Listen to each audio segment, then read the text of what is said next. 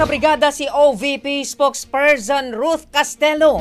Wala na raw koneksyon sa dating kliyente na si Atong Ang matapos na malink o ilink ng DOJ ang missing sabongeros sa war on drugs ng Administrasyong Duterte.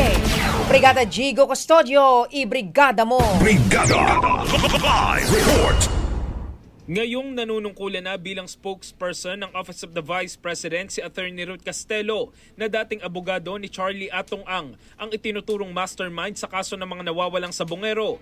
Nilinaw nito na wala na siyang koneksyon sa dating niyang kliyente.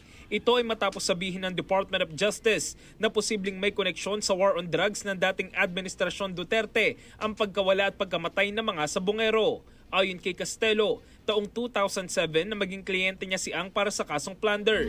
Nakulong si Ang pero matapos makalaya noong 2009 sa tulong ni Castelo, dito na raw natapos ang kanilang lawyer-client relationship. Nananatili pa rin naman daw silang magkaibigan pero kung ano man ang ginagawa ngayon ni Ang ay wala nang kinalaman si Castelo dito.